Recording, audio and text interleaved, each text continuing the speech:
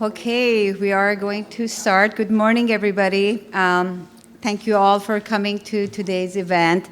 This is a rescheduled event. Actually, we had scheduled this program for the last week of February, which is the National Eating Disorders Awareness Week. And the weather forecast was terrible, so we made a decision to cancel.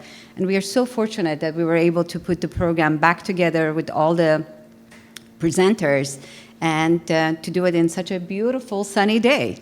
So welcome. I'm Dr. Saida Ibrahimi, founder and director of the Cambridge Eating Disorder Center. When I opened CDC in 2000, it was because I saw a need in our community for treatment of eating disorders, and I wanted to make a difference. You might think that in 19 years, we would have seen more progress in the fight against eating disorders, and we have seen some. There has been a lot of advocacy, I think, at the national level, but it is slow and tends to get overwhelmed by all the new ways our society tells people how they should look and feel about their bodies.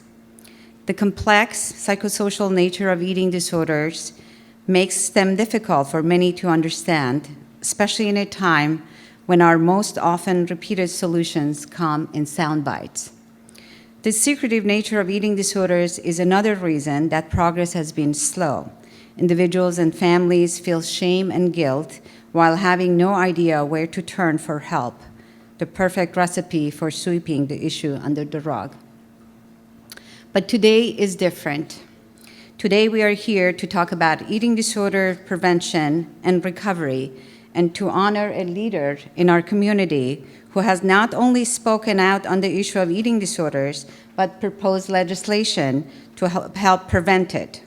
I'm talking, of course, about Representative Kay Kahn, who has represented Newton in the Massachusetts House of Representatives since 1995, and is the chairperson of the Massachusetts House Joint Committee on Children, Families, and Persons with Disabilities. She's the primary sponsor of Bill number H1942, which restricts the sale of over-the-counter diet pills and dietary supplements for weight loss or muscle building to minors. She's also the primary sponsor of a new bill, H2881, which provides tax incentives for businesses to stop altering images of human models so that they set unattainable and untrue standards of beauty and possibly damage the well-being of individuals who are exposed to these images. Bill H1942 and the dangers of diet pills and supplements is based on the research by our speaker, Dr. Bryn Austin. Bryn Austin is an award-winning researcher, teacher, and mentor.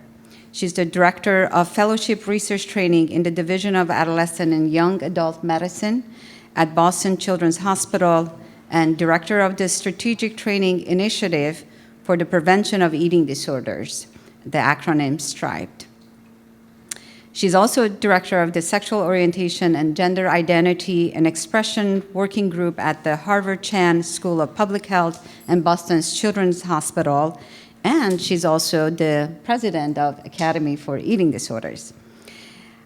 She's the author of the recent study entitled Taking Stock of Dietary Supplements, Harmful Effects on Children, Adolescents, and Young Adults, the aim of which was to evaluate the relationship between supplements and adverse events in children, adolescents, and young adults. The conclusion being that they do indeed increase the risk for significant medical complications. Lastly, we round out our morning with three inspiring speakers, recovery speakers, who will offer their perspective on what is it like to have an eating disorder, recover from it, and inspire others to do so. Alexandra Kappa, Ali, is going to be our first recovery speaker, followed by Krista Murphy, and then the last speaker would be Amanda Portier. Alexandra is from Rhode Island, and the next two recovery speakers are from Massachusetts. I know that you will find their stories unique and universal, and you will learn about courage, compassion, and perseverance. and really, hopefully, feel hopeful about recovery. I know this is a question that we get asked a lot by our patients in terms of, is recovery from eating disorders possible? And it's easy as a clinician to say, trust me, it is. People do recover from this illness, but it is another thing to have someone who has struggled with the eating disorder, has recovered, and it tells you their story. So I hope that you'll get inspired and feel hopeful about your own journey of recovery. A couple of housekeeping notes. We do have restrooms. It's beyond that door. There are two of them. That is another hallway. We do have water and granola bars. Please help yourselves. And also, this event is getting videotaped. So I think whenever you have questions, our videographer, David, will bring it mic and in order to capture the sound. And I think we'll use the other mic for this to answer questions. And at the end, we are going to have opportunity for question and answer period, so you can ask questions from all of the speakers and the recovery speakers. So thank you again for coming. It is now my pleasure to introduce our first speaker, Dr. Bryn Austin.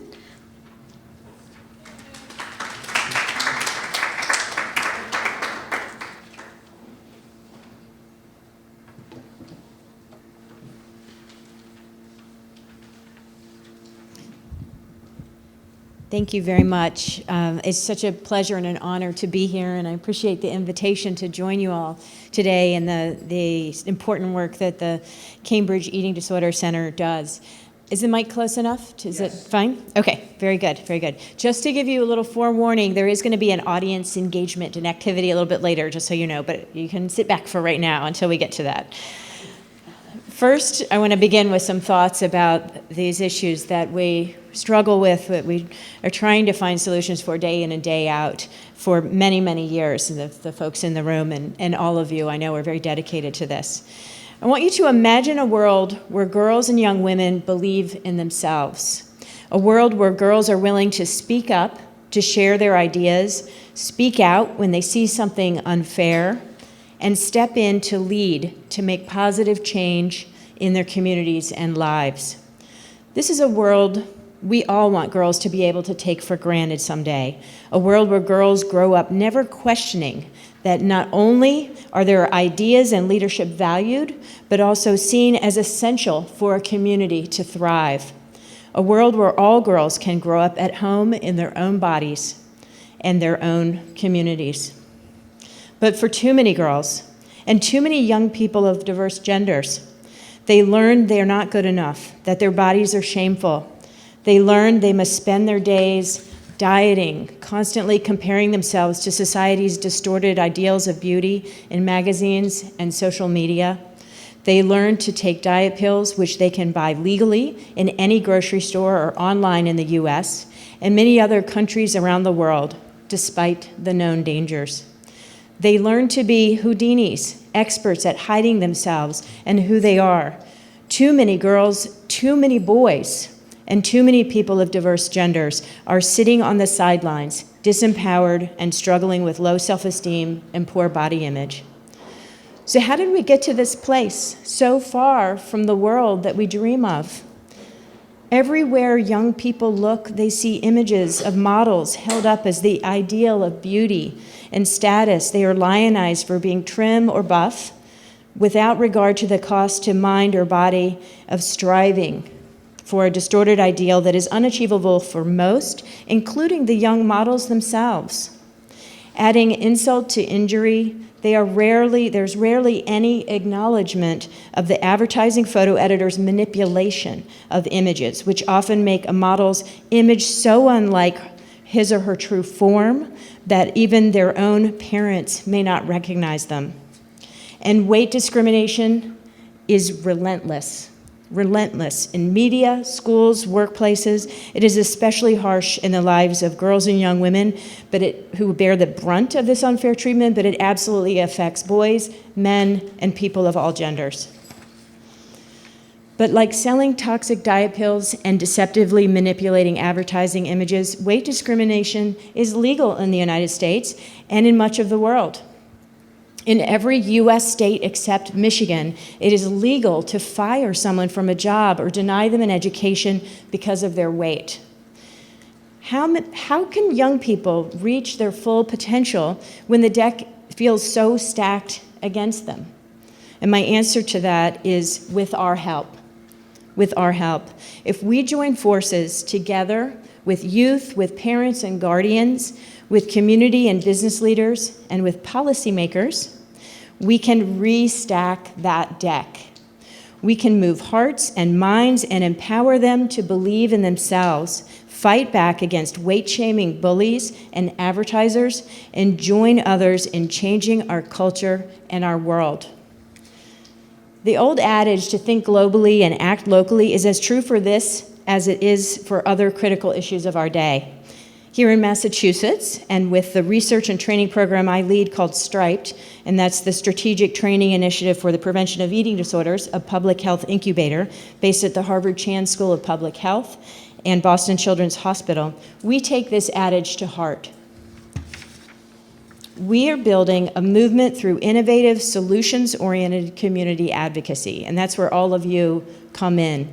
We are working in close partnership with policymakers, including Representative Khan, and the community to bring young people and their champions together to change the culture and change policy to create healthier environments for girls, for boys, and for youth of all genders.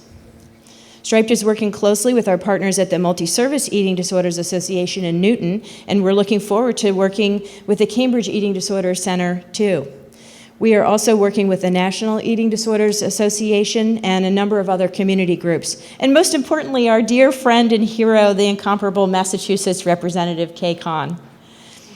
Together, we're leading two parallel and vitally synergistic campaigns. One, to build and activate a coalition of community stakeholders and youth to foster civic engagement and culture change to promote self-esteem and body confidence in youth of all genders. And two, to educate and persuade lawmakers of the need for change, securing their support for 3 groundbreaking bills that Striped is working on in the Massachusetts legislature now this session. The Mass State Legislature began its current legislative session in January of this year, so we're just about a third of the way through the total cycle. And Striped and our partners are working together to galvanize youth, community advocates, and lawmakers around 3 pieces of legislation. The first 2 are being led by our champion, Representative Khan. And the first 2 are designed to, 1, ban the sale of diet pills and muscle-building supplements to children younger than 18 years old, and move these toxic products behind the counter or into locked cases so they're not in the sight line of children walking through stores.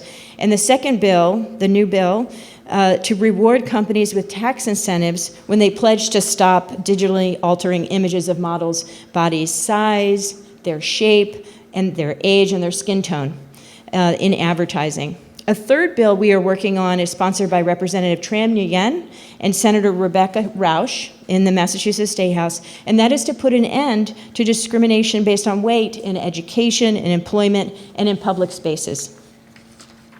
Their team at Striped has put in many years of legal and public health research to make sure that all 3 of these bills are based on strong legal and public health evidence, are feasible for government and for businesses to carry out if passed into law, and that target issues that girls and communities and for children of all genders care about deeply, that relate to promoting self-esteem and body confidence and empowerment.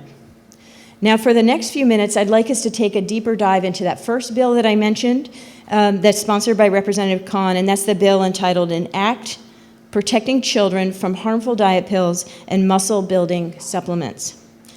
The U.S. market for dietary supplements currently exceeds $40 billion just in the U.S. per year, and is projected to generate $57 billion by the year 2024. Now, we've all seen these products. Even if dietary supplement sounds a little obscure, it's something actually we see every day in stores, pharmacies, grocery stores, health food stores, even at gyms they sell these products. What most people don't realize is that dietary supplements are not pre-screened for safety or efficacy before they get on store shelves. The FDA, the Food and Drug Administration, is set up to basically use an honor system so that manufacturers of these products say, oh yeah, they're safe, they work, I promise, and then they go on store shelves. But what we know now from many years of studying these products is that some types of dietary supplements, especially the ones that are sold with promises of weight loss, of muscle building, they have been repeatedly shown to fall far short of these expectations, not living up to what the honor system would expect from them. Rigorous scientific study after study has shown that these types of supplements pose serious health risks to consumers. The fact that retailers across the Commonwealth sell these types of dangerous supplements to youth, some as young as 12 years old, is unconscionable. Dietary supplements sold for weight loss and muscle building are not recommended by reputable physicians. They do not work, they are not safe, and in fact, the American Academy of Pediatrics has issued 2 reports recently strongly cautioning against teens using these products for any reason at all.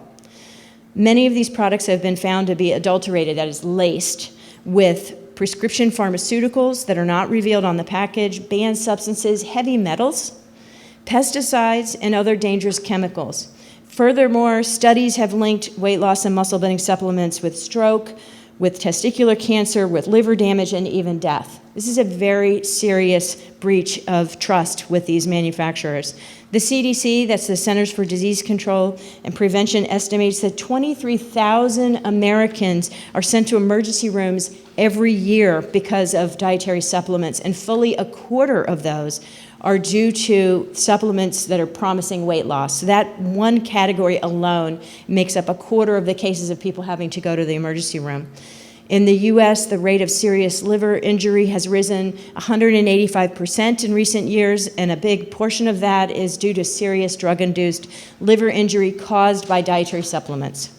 In the study that was just mentioned in Sada's introduction, published last week and making headlines around the country, a colleague of mine from Striped, we examined reports of injury and illness caused by dietary supplements in children and young adults all over the country, and found that the weight loss and muscle building supplements were almost 3 times as likely than compared to vitamins to cause severe medical events. So what is a severe medical event? What happened was included in that. These were things like emergency room visits, hospitalization, disability, and even death. So we're not talking about just a rash or maybe some minor shortness of breath. We're talking about very severe harm. So we are worried about these products and how they put people at risk, but we were curious, what does the industry think? What are they saying while all this evidence is accruing? And when we just recently were able to get our hands on a proprietary report that is an industry report meant just to talk to other people making dietary supplements, what we found was that they were actually quite gleeful about what they call the so-called child market for their products. Their number one interest in the so-called child market is that they see it as the part of the market that has the biggest growth potential for their future profits. This is how they write about children using these dangerous products. For North America alone, they already make annually $5.3 billion off of children using their products, and they're expecting by 2024 they'll be making $10 billion off of children using these products that we know some of them can be so dangerous. Well, what do we say here in Massachusetts to that? Not so fast. Not so fast. We're not going to continue to let these manufacturers of these products and retailers profit from them to play Russian roulette with the Commonwealth's children. How are we going to stop them? Enter Representative Kay Kahn in House Bill 1942. The bill gives Massachusetts lawmakers an opportunity to take action like no other state has been able to do yet to protect the children here in our state.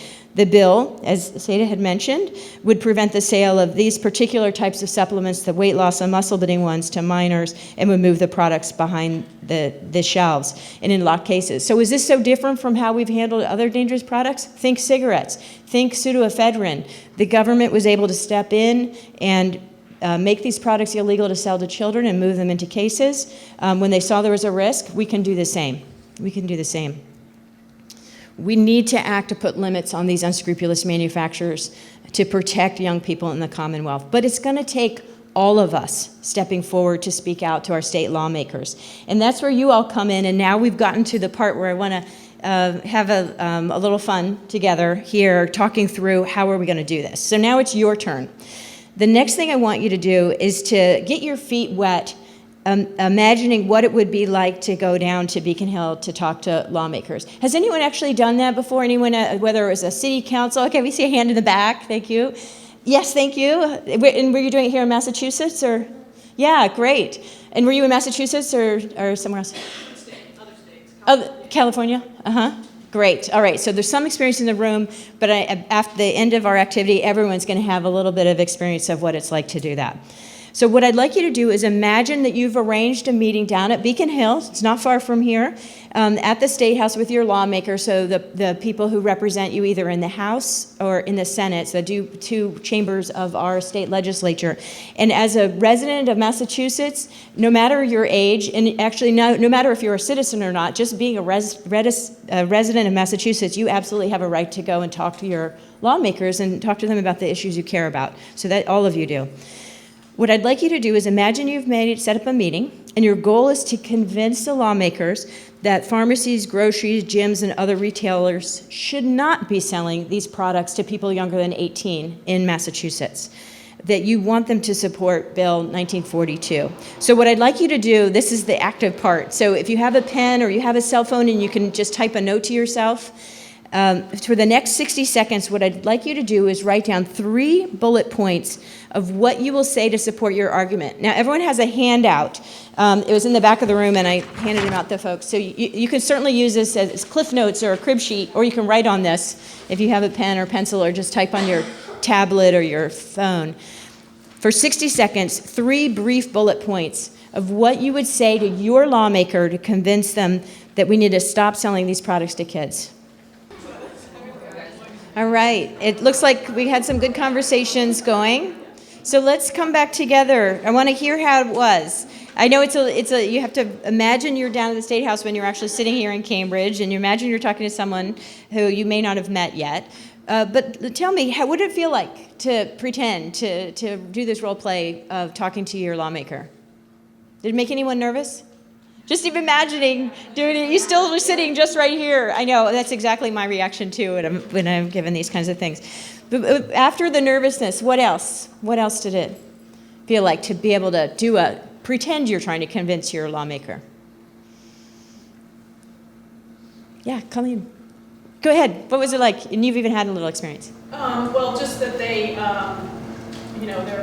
we were talking about how we can't even imagine what the argument would be. What are you going to say? Oh, no, children should have access to this? What the opposing argument would be? Yeah, what is the opposing argument? It seems so ridiculous that there wouldn't be any, what are they saying? I mean, I have no idea what they could possibly have to say in favor of it.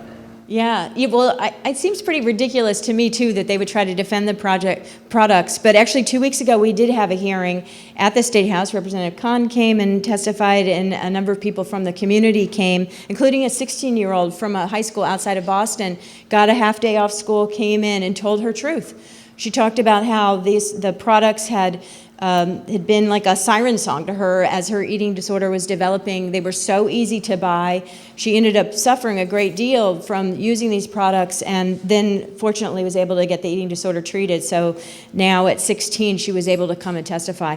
What the lobbyists for the industry came and said was, who cares what the American Academy of Pediatrics thinks? It's just their opinion. That's practically a quote from what they said to our lawmakers. I was like, they're not even trying to say something that's very convincing. But that was one of theirs. And they were saying, oh, it's not really that dangerous if count up the number of people harmed. It's a big country. It's a country of, as if they're saying it's a country of 350 million. What does it matter if a few people are harmed? It's very cynical. And it needs to be exposed for what they are arguing for, why they should be able to still be able to sell these and make money off the children in this way. What was it like? No, I know it was nervous. I totally relate to that.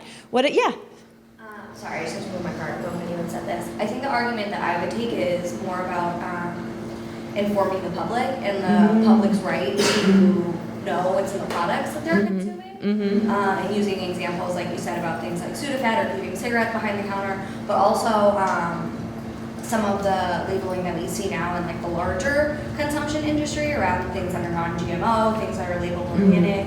All of that was really around the public having the right to know the things that make up the products that they're consuming. Yeah, very good. Get them on the dangerous piece, Yeah. which is harder to sell, and you can use other public examples. Yeah, that's a great point too, because we want to be thinking about, from the point of view of the lawmakers, what's going to be convincing to them. Maybe they do care some about the danger, but that's not enough. They need to have other arguments. So what do you think would be most persuasive from the lawmakers' perspective?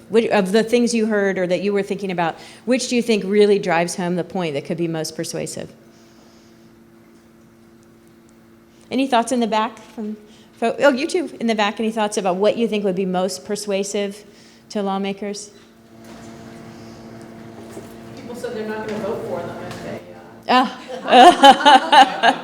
Yeah, playing hardball. Yeah, well, certainly if you live in the state, if you're a constituent of a lawmaker, they do especially care about what you think. Even if you think you're just one resident of their area, the fact that you live there, that you can or you may be voting in that district, you know people who vote, is important for them to know, and they do want to hear from you. And in fact, we have the most wonderful of lawmakers we're going to hear from shortly, who really wants to hear from constituents and values what the people think, and all of you here. So I want to move on now to wrap up and move on to the rest of our program. I just want to say a few more words here.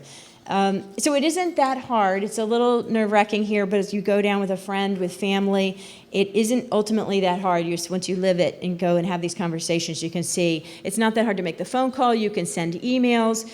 We have Striped organizes lobby days, and if you all, I have a sign-up sheet if anyone would like to get on our action alert list. I have this up here so we can do this afterwards.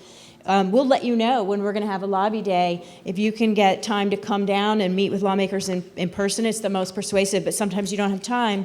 Writing an email or making a phone call is also very important. And we'll let you know when there are opportunities to join together to do this. And together, I truly believe we can make the world we dream of the reality for girls, for boys, for youth of all genders. The one I started with when I got up here this morning. This is one where young people believe in themselves and fully engage in the opportunities around them.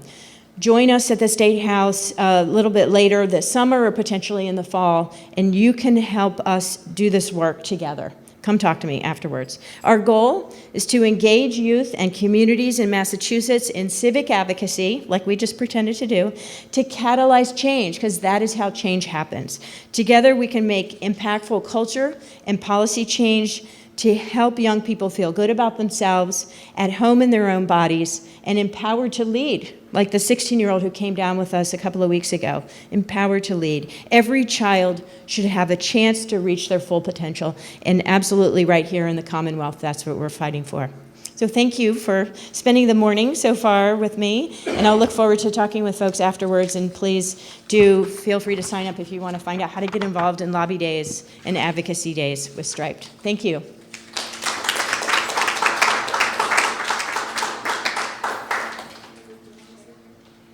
Thank you so much. I think all of you guys are now ready, right, to get involved in advocacy.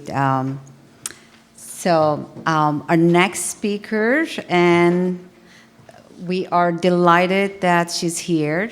She's, as we said, Bryn does the research and advocacy, but we do need legislation, and we have someone who has been dedicated to really fight on your behalf, on behalf of the eating disorder field, to really prevent some activities that contribute to the development of eating disorders. We hear that as a professional, I hear that a lot, how someone's been, sometimes a benign comment by a pediatrician about you need to lose a little bit of weight can really contribute to eating disorders. And as Dr. Austin was talking about, it is so easy to have access to diet pills, and we don't know what's in them.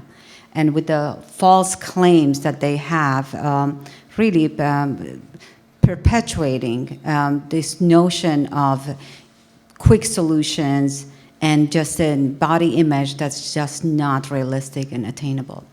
So we are very grateful that Representative Kay Connie is here, and will talk more about her work. Thank you. Thank you.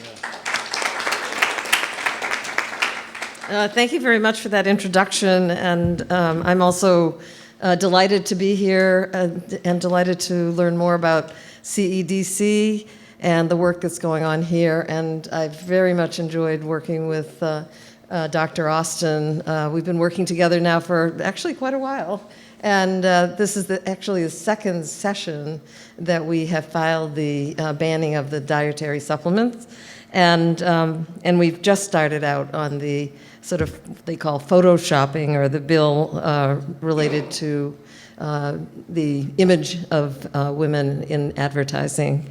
So again, I'm delighted to be here. And I think that Dr. Austin really said a lot about the two bills.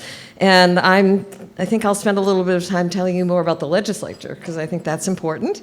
And I just wanted to add, I mean, she gave you great advice, but I'm going to add one more piece to that, in that are you all from Massachusetts? Everybody here from Massachusetts? Not everybody, but most maybe are? Okay, so I'm going to give you another assignment. And the assignment is that I want you to find out who is your specific legislator, because as legislators, we love to hear from our constituents, and our constituents are the ones that we really pay attention to. So I think it's important and you can do that by going online, and you just write in, where do I vote? Hopefully you're all registered to vote. If not, I would urge you to make sure you're registered to vote. And then figure out who represents you. You have two representatives. You have a state representative, which is what I am, and then you have a state senator who also represents you. So the state representatives, we represent about 40,000 people, and the state senators represent about 150,000 people. So the legislators work together, so I work very closely with my senator, and we try to support each other in terms of legislation that we're all working on. So I think that's critically important, because if you sign up for Lobby Day, which I hope you do, and I was glad to hear that you're beginning to think about organizing a Lobby Day, because that's very, very effective. And it's a good tool for teaching you more about what it's like to be in the legislature for the day, to get together and go out to meet your own legislators. And so that can be critically important. And legislators really as I said, like to hear from their own constituents. So if you want to go as a group to a particular office, you want to make sure one of the people in your group represents that particular, is represented by that particular legislator. And I would also say that if the legislator isn't available, because we're pretty busy, we have great staff, and I wanted to just mention Amani. Oh, there she is. Amani Mansour, who is one of my legislative staff folks and helped me put all of this together today. So our staff are really wonderful as well, and important to talk to them because they relate everything to us. So they would tell me that there was a group here today who were really coming to talk about eating disorders and support for the bills that we're talking about today. And that's good for me to hear. And then again, we're always wanting to hear from our own constituents. So just to give you a little bit about how the legislature works, and it's the same across the country. So if you come from another state, you also would have a representative. So you might even want to check in with your, if you're in another state, check in and find out who actually does represent you in your other state, both again on the House and the Senate side. And you can talk to them, find out if a state, which state are you from, for example? Oh, I'm here in Massachusetts. Oh, okay. Somebody said they were. I'm from Rhode Island. Rhode Island, okay. So you want to find out who represents you, and you could find out from that particular legislator if they have legislation that is working on these issues. And I think one of the bills that we filed on the sort of photoshopping idea is the first time that this has been filed, I think, all across the country. And so it would be interesting to have the opportunity to even talk to your own legislator about this particular piece of legislation and both pieces of legislation. And we, as legislators, so because I'm the House sponsor, they can certainly get in touch with me. Bryn could give you our contact information, or Amani, and we can send them copies of the bills, and maybe they would organize, and maybe that particular legislator would be interested in starting it off in Rhode Island, for example, or in another state. So, and it's good to have this go, countrywide. So, if you want to talk to friends living in other states and have them get in touch with their own legislators, I was at a conference this past week in New York, and I met a legislator from New Hampshire. No, she was from Illinois. So I said I have a lot of pieces of legislation that might be of interest to you. So I'm going to get in touch with her and see if she might, take a lead on some of these things. And legislators like to take the lead on important pieces of legislation. So we're happy to talk to our constituents and then kind of move the bills out to other places and other states. And there's also, just so you know, there's a National Council of State Legislators. I don't know if have we talked about that? I can't remember, but it's a good idea for us to get in touch with the National Council of State Legislators and talk to them about the bill, because they can also start to move this information out across the country, which is, I think, so important, because one of the things in the State House, if we get up to talk about a bill and we can say, oh, well, 38 other states have already passed this piece of legislation, or, many more states. I mean, it's true, we sometimes have bills that every single state in the country has passed except Massachusetts. So that does happen from time to time, but it's also a good piece of the argument that we can make as legislators. So just to give you a little bit of an idea of what we do as a legislator, so I represent the city of Newton. So it's about half the city of Newton, because Newton has a population of about 83,000. So I represent about half the city. And as a legislator, and I've been there a long time now, so this is my 25th year. It's hard to believe. It's gone very quickly. And I'm also a nurse. I'm a psychiatric nurse clinical specialist, and so anything to do with healthcare and all of the issues that come up around health and wellness really are a big interest for me. And so when I got elected to the legislature, and it's an election that takes place every 2 years. It's, again, across the country. It's all the same. Our government is set up in such a way that every state is exactly the same. You have you have a legislature, you have the executive branch, the governor, and you have the local city and towns that also have government as well. So again, it goes all across the country. You also have senators that work in Washington, and you have Congress people, so you can also begin to think about talking to them as well. And that's something that we can, as legislators, can also help you with. But what does the legislator do when we get into the legislature? And believe me, when I got in, it was my first experience, so I wasn't exactly sure what I was going to do or what I needed to do. But there are three things that I like to say. One is that we represent our constituents, because they're the ones that vote for us, so they're the ones that get us there. We represent our community, so we work closely with the local officials and work on legislation that pertains to the state. And then we get an opportunity to work on public policy. So there are probably about 30 different committees in the legislature, and we have 2 healthcare committees. One is public health, one is healthcare finance.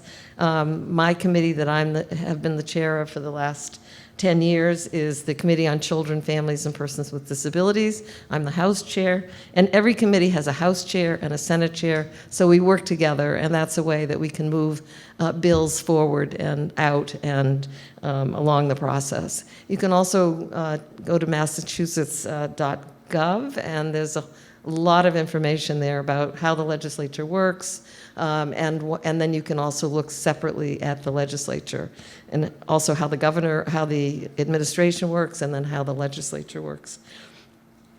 So I work very hard on protecting youth across the country and across the state, and also, as I said, families and persons with disabilities. But while I'm also the chair of the committee, the House chair, I have an opportunity to also sponsor my own pieces of legislation. So these pieces of legislation don't come to my committee, they go out to the healthcare committee. For example, the one on the dietary supplements has gone to the Public Health Committee, and the hearing occurred a couple of weeks ago now, And Bryn was there, Dr. Austin was there, and had a panel of folks to speak. And again, the opportunity to get in front of a committee. So the committee is made up of about 16 members. So you have the chairs of the committee, but then you also have members coming from the House and the Senate. So you're educating them because, legislators are pretty busy. And just so you know, in January of 2019, we started a new session. So the session began on January 1st, and about 6,000 bills were actually filed by legislators. There were 200 of us, 40 in the Senate, 160 in the House, and we were all filing legislation, many of them personal, things that we want to work on personally. And these bills all go out to many committees. So my committee on children and families, we have about 150 bills that we work on, and every single bill that gets filed in Massachusetts, that's 6,000 bills, they each get a public hearing. So there's a great opportunity to step up and come forward and present and educate the committee members. And so we also, as legislators, we're also educating our colleagues. So we spend a lot of time as legislators, as representatives and senators, talking to our colleagues as well and saying, I'd like you to support my bill. This is what it's all about. And then we also go to meet with the chairs of different committees, depending on where the bill went and the work that we need to do. Now, interestingly, the bill on the dietary supplements went to the Public Health Committee, but the bill on the harm for I call it photoshopping, but it's the image of through advertising. That bill, because it has a financial interest in this, the $10,000 impetus that we want to give to companies, that bill has actually gone, I think, to the Department of Revenue. Is that correct? Yeah. So it's two separate committees, so we have a lot of work to do on both of those committees. And we would want Dr. Austin actually to go in with a few people and talk to the committee chairs, and we will be arranging that for her to do that. And so, again, so those are the three things that I think we do as legislators. Again, represent our community, represent our constituents, and then have this great opportunity to work on public policy. So just to give you a little bit of background on how I got into the whole issue around eating disorders. So I had a constituent came to me and said he was very upset, he was very concerned. He had a granddaughter who had a serious eating disorder, and could I help in some way? And so that's where we got started, and this is, again, a very long time ago. And I brought people together, and we talked about what we could do, what we could maybe file some legislation that would really help with folks who were having a serious eating disorder. And we moved out to an agency not connected to the legislature, but doing work on health care. So it was an organization called Health Law Advocates. So I worked with the... Oh, really? I did. Okay. Great.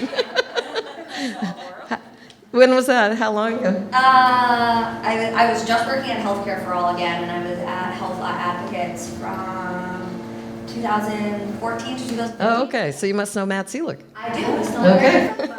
So Matt Seelig started in my office, and he worked for me for 6 years. He was my the only aide that I had in my office at the time when I started out, and he's wonderful. So he was with me when we began this whole discussion about eating disorders, and there was another person in the. So we moved over to Health Law Advocates. They actually helped us organize a group of folks who were really interested in the issue, and the idea that we started out with was to have eating disorders be among a group of a part of the legislation, mental health legislation, looking at parity, so that legislation, that illness, whether it's a psychiatric illness or a health issue, would get the same kind of care and possibilities for insurance coverage.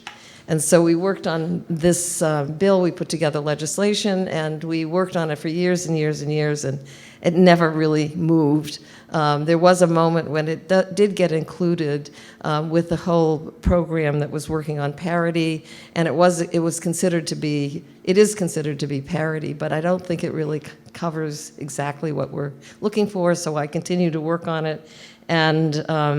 And the issue was really that you had to wait, I think, until this whole issue of medical necessity. So people had to get really sick before they could, before insurance would kick in and they could get the insurance coverage that they needed. So we worked on it for many years, and then maybe 4 years ago now, almost 4 years ago, Dr. Austin and someone from Meta came to see me, and they said, well, instead of moving in that direction, why don't we try something else? And so we started off with this idea of the dietary supplements, and we've been working on that ever since. I just want to say that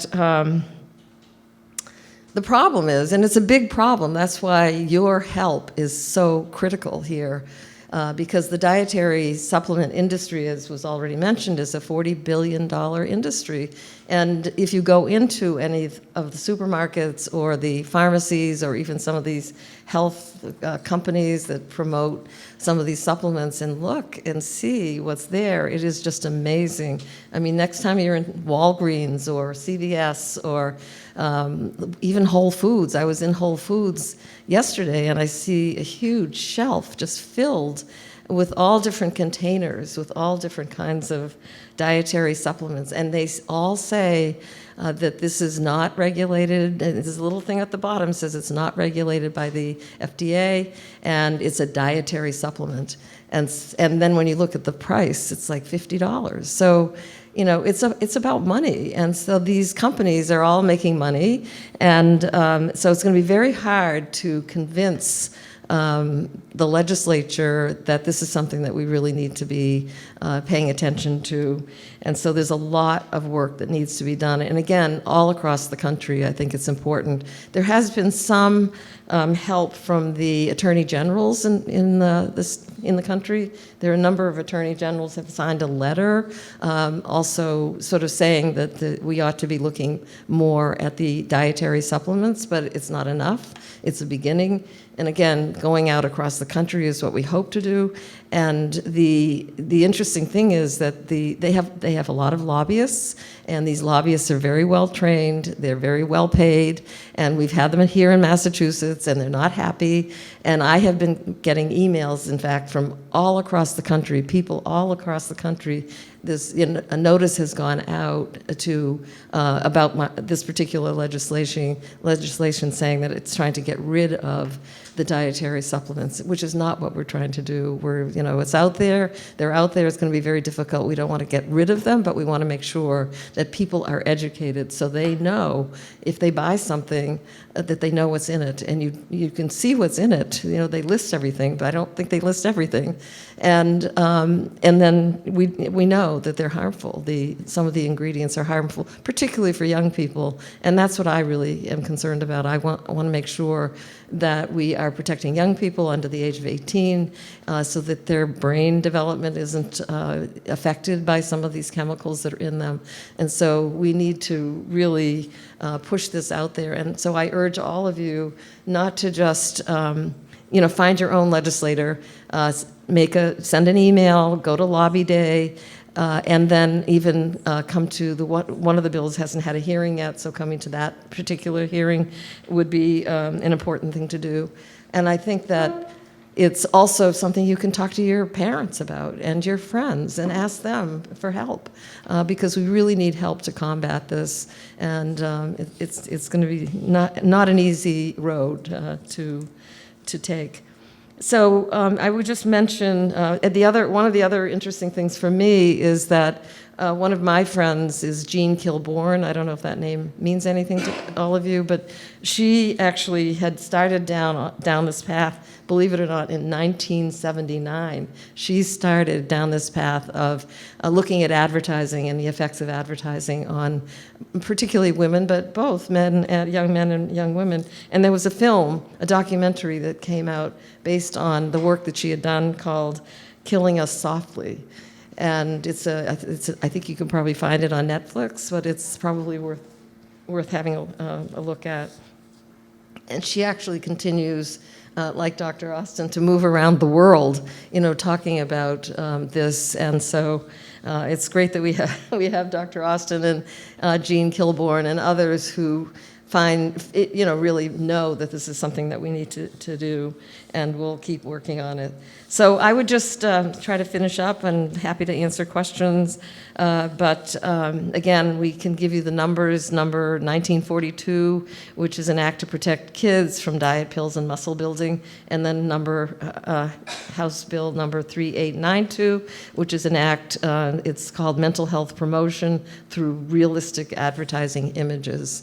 And again, there's a lot of work to do. I hope you'll all think about that and move out and stay connected with us. And CEDC, I'm sure, will be also out there trying to help. So again, thank you, and thanks for inviting me to be here today. You can stand here. Thank you so much. It really tells you it's a long road, right? You have to have a lot of patience. Right. So we want to also present you with a certificate of recognition for all the good work that you are doing and for the years of patience. So this is what it looks like. And let me just read to you what it says. Certificate of recognition. This certificate is awarded to Representative Kay Khan in recognition and appreciation of her contribution in the field of eating disorder prevention. The Cambridge Eating Disorder commends Massachusetts Representative Kay Khan for her outstanding contribution to the cause of eating disorder prevention and awareness with her sponsorship of HD 2883 and all the others, an act protecting children from harmful diet pills and muscle-building supplements. So thank you so much for all your work. Thank you. That's lovely. Thank you very much. Should we get a photograph? Should get a photo. We like photos. Okay. Okay. I could do that. It'll be on my Facebook page. Just want to take a little bit. The microphone. Oh, the microphone. Oh. All right. Oh, sorry, guys.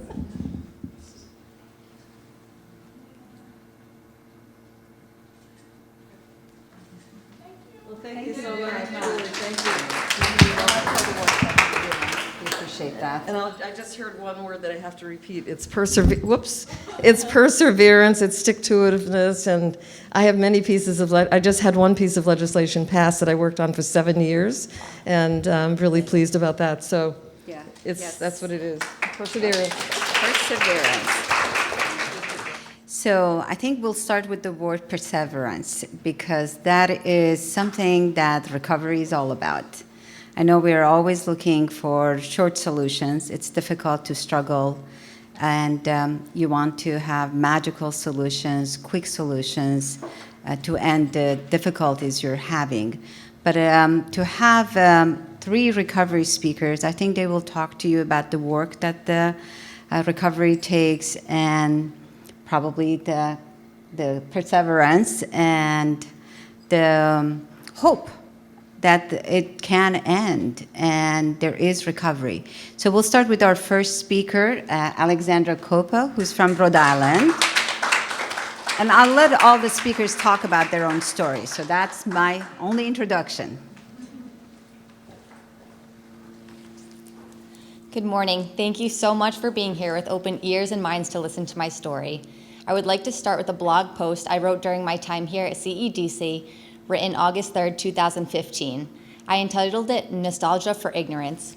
Before I talk about my journey through recovery and what I've done since discharge, I want you to know exactly where I was mentally almost 4 years ago. So it begins. The word Greek for return is nostos. Algos means suffering. So nostalgia is a suffering caused by an unappeased yearning to return.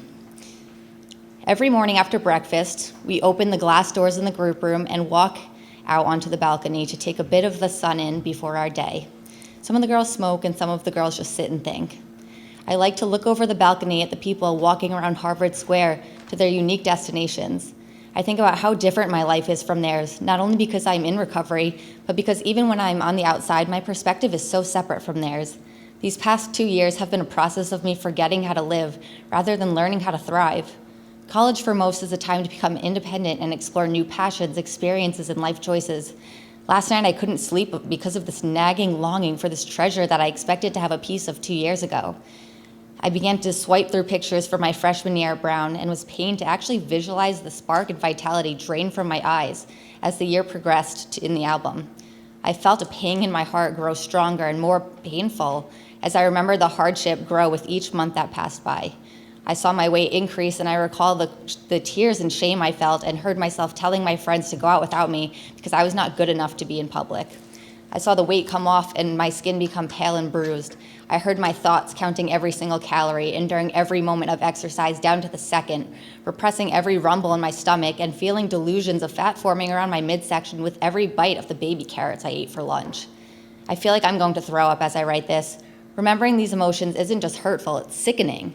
I'm forcing myself to write this just so I can get it out of the depths of me because I don't think I have been this uncomfortable confronting anything in a really long time. Plus, I just ate lunch, so I feel like a fat piece of crap complaining about when I was too skinny. And both ways, I'm unhappy. Both ways, my heart is too close to my stomach, the acid eating up at it and numbing me to all the beauty that life was supposed to offer me.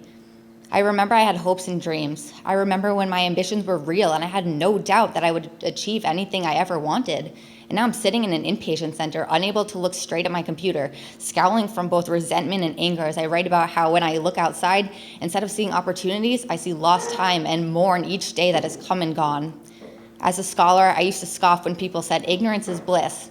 But now I look back to those seminars in elementary school when our nurse introduced us to eating disorders and showed us the typical skinny girl looks at fat girl in the mirror picture, and I couldn't possibly begin to wrap my mind around the concept. I was ignorant to not only the fact that the premise of this photo is completely misguided, but also to the feelings, implications, complications, and consequences that an eating disorder infringes on someone. One of the most important things I think that others should know about me in order to understand what I mean by ignorance is that I've never looked in the mirror and saw an obese girl looking back. I do not have body dysmorphia. I'm just fatter than I want to be, ever have been, or ever wanted to be. I'm completely unhappy with the body I have. I knew that I was underweight when the anorexia subtype had the tightest grip on me, and I knew I was malnourished. I did not like my pale skin or bruises forming all over my frail limbs, but I was afraid of gaining weight. I called my mom one day and said, I look like a 10-year-old boy, but I don't know what else to do. That still makes me sad. I've also loved the way I look in the past, so I'm no stranger to self-confidence. My eating disorder has caused me to lose too much weight and to gain too much weight. Don't judge a book by its cover. My struggle is much more complicated than calories and living at the gym. It isn't just one diagnosis. I've struggled with many of the disorders, and neither is less difficult than the other. I was ignorant to the seesaw that I would be on for 2 years, and I would do nearly anything to forget it all and to have those 700 plus days back. This week, I'm stepping down to the partial program. I will live in an apartment in downtown Cambridge with the other girls in the program, and will come back to the center for groups and other treatment-related affairs for most of the day, most of the week. Right now, I will have a floor to myself, including a kitchen, a living room, all the necessary appliances, a bathroom, and so on. Some of those I have gotten to know will be on the floor above me, and I'm quite nervous to live virtually alone after being surrounded by people all day, every day. With limited support, I will have to cook my own meals, hold myself accountable, grocery shop for myself, keep myself busy, and manage my own stress. It is not unlike college in that I will have my freedom back. That is why I pushed so hard to step down so soon. I've only been in residential for a little over 2 weeks, but it is too easy now. I'm just going through the motions to stay compliant. I need to be much more uncomfortable and prove that I can go back to Brown without relapsing and ruining another year of my life. I don't want another album that displays pictures of my dead eyes. I was so excited about moving into transitional living house, but then I toured it yesterday. I realized that I forgot how to live. I spent 2 years of free time at the gym, so I no longer know what to do with spare time. When people ask me what I like to do, I say cardio and legs, squats and deadlifts to be specific. How do real people live?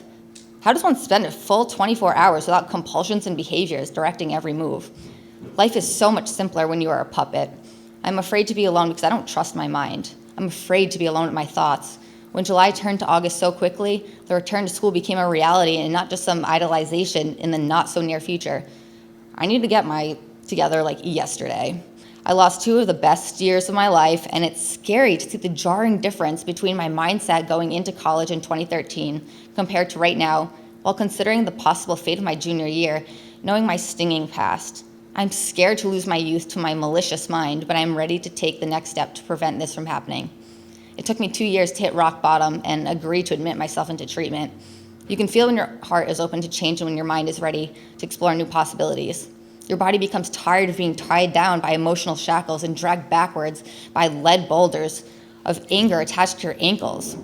When I describe to people how I feel, I say that I constantly have an impending sense of doom inside of me. I'll try to elaborate now. It kind of feels like a storm in my chest cavity, like a tornado winds tightly around my chest and my heart, tugs at it, turns it into a black hole and sucks the organ away with all of the warm blood that circulates the oxygen through my body. Meanwhile, it's windy, a cold hurricane uncontrolled by even gravity. Today, my mom came to visit me. We took an Uber to Newberry Street during my pass. After writing the majority of this blog, I was especially melancholy, and walking into stores and past mirrors created an incredible amount of turmoil inside of my mind. In addition, she had gotten a flat tire and was an hour late due to the time it took to turn around, temporarily patch it up, and get to Boston with traffic. I was disgruntled, body conscious, full, and not in the mood to be in public. I was sad and felt bad for making my mom drive so far on a dangerous tire to see me so worn down and miserable. Plus, I had been so excited to see her and spend the day with her that not being able to engage wholeheartedly was another kick in the chest while I was down. I kept it together very stoically for about an hour, forced my residential packed snack down my throat regardless of my lasting satiety, walked with her a bit while making small talk, and eventually we entered a bookstore to hide from the heat. We went to get some iced tea, and I sat on the floor in the corner, unable to contain how despondent I truly was feeling any longer.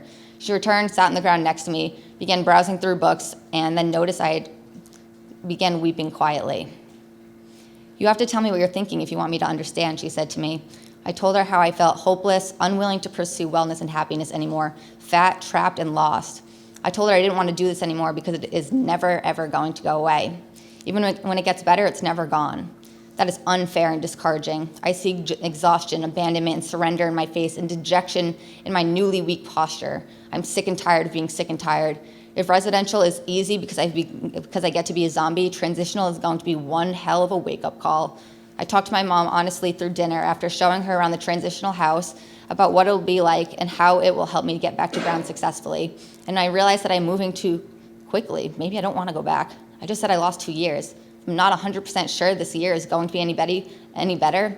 Why would I waste a third year and land myself back here next summer? I'm anxious to see what the month brings, and I hope that it is positive. But after these past years, I feel like an empty shell of a person, waiting for something good to finally happen because karma owes me one. No matter how long it takes, though, I will persist and I will recover. Storms don't last forever, and the sun eventually rises. If living in New England has taught me anything, it is that no matter how inconsistent or erratic the weather is, each season has some magnificent days and aspects. The same will hold true with my life. Maybe I'll have a positive outlook on my treatment in the morning. I look forward to birthdays, dinner dates, movies, and shopping trips, being social events once again instead of fear food exposures and body image triggers. I can't wait until my kitchen is just a kitchen, and I don't see demons and ghosts speaking to my eating disorder without my consent. I can't wait until I look in the mirror, and instead of seeing each pound I gained this year as a battle I had lost, I see it as a sheath of armor for strength. I am proud that my priority right now is to regain a healthy metabolism and pulse before I resume any exercise, even if that means I can't look in the mirror for more than 4 seconds. I am happy because that means I have the will to live again, and that means I have hope again, even if it is for far down the road that I am on. At least I'm going in the right direction. I am happy because I realize that my health is important. When I was pale and bruising, I insisted I was healthy just because my blood work said so. I can finally heal. My heart is open, and I am no longer denying that I can't do it anymore. Even if my white blood cell count was normal, I am hyper-conscious of the weight I carry. Even if my antibodies aren't fighting a foreign antigen, my mind is fighting a malignant force that refuses to cease. Yet each day I find it easier to give advice to others that I can believe in. I'm sure you guys know I was given the HBIC crown again today for this. I'm digging deeper and finding more pieces of myself. I'm letting myself feel pain and I'm appreciating moments when I'm happy. I can't wait to connect with others, to feel what it is like to have enough hours in the day, to have time to learn, to have time to love, to have time for passion, to have time to relax, to have time to cope, to have time to explore, and to find myself again. I'm not my eating disorder. I am me, and I can't wait to meet myself again. I struggled with eating disorders during my freshman and sophomore years at Brown, sinking into a deep depression and losing hope that I could never recover. It all began with a diet, which I meant to be harmless, but once midterms began, it turned to a coping mechanism for the high level of stress I was under. I spent much of my freshman year starving myself, and much of my sophomore year in the gym for multiple hours starved, only to binge each night to account for the nutrition I lacked during the day. I became isolated, exhausted, and felt helpless. It was a cycle. Starve, exercise, binge, starve, exercise, binge. I always told myself that it would be a fresh start tomorrow, after compensating for the amount of food I ate the night prior, but to no avail. Eventually, I wouldn't get out of bed even to go to the gym. I didn't want to die, but I contemplated suicide to help escape the hell I was in. I was admitted to CEDC during that summer, either, I think, next week or the week after 4 years ago. It was extremely hard to be in this environment, having to listen to the directions that contradicted what my mind had been used to forcing me to do for 2 years, knowing that I would not be able to return to school in the fall if my condition didn't improve. But with 2 months of a lot of hard work, I was discharged and moved back to Brown. I started a chapter of Project HEAL, a national nonprofit which aims to raise money for treatment grant programs to provide treatment for those who cannot afford the very expensive treatment and to raise awareness of eating disorders. As a chapter founder, I act as a mentor for those who are struggling, and I knew in order to do this that I had to stay accountable for my own health and could not regress. I was discharged, and 4 days later, I was back at school, so I knew I needed a way to stay on top of my health. Upon graduation, I began working as an agent for the National Eating Disorder Association's remote helpline to provide support, information, and treatment options. Additionally, I continued to work with Project HEAL through the Rhode Island chapter. I decided to compete for the title of Miss Rhode Island, a preliminary to the Miss America competition with a platform called Healing Souls Eating Disorder Treatment and Awareness, where HEAL stands for Project HEAL. Through my research, I learned that in the US, someone dies of an eating disorder every 62 minutes. That means every day, 23 people die from a treatable mental illness. I learned that those with anorexia are 57 times more likely to commit suicide than the general population. And while anorexia is the third most common disease among young people, only 1 in 10 people receive treatment. I attribute this to the stigma surrounding eating disorders, causing people to suffer in silence, ashamed of something they cannot control. I was crowned Miss Rhode Island on May 6, 2018. This past year, I visited multiple elementary, middle, and high schools throughout the state of Rhode Island, sharing my story, information about eating disorders, and treatment options. I hope that in standing in front of a full auditorium of students and talking about my struggle, I will inspire others to come forward unafraid of the stigma with the hope that I once lacked. I'm also currently pursuing my master's degree through the scholarship awarded through the Miss Rhode Island organization and conducting a study that's still waiting for IRB approval related to adverse childhood experiences and its relationship to eating disorder, severity, prevalence, and function. Once upon a time, I was ashamed of myself and I was in a very dark place in my life, but today I walk across the stage proud of who I am and grateful to have the opportunity to advocate for those who could not advocate for themselves. Recovery is possible and help is available. You are worthy of recovery and you deserve happiness. Thank you.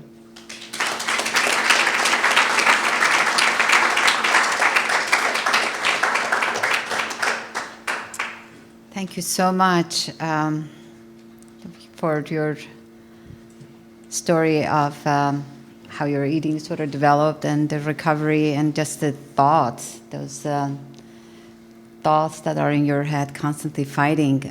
So thank you. And we'll have an opportunity for question and answers at the end. So our next speaker is Krista Murphy. Some of you have heard her talk. She is been here before and has told us about her story of recovery. So thank you, Krista, for coming back.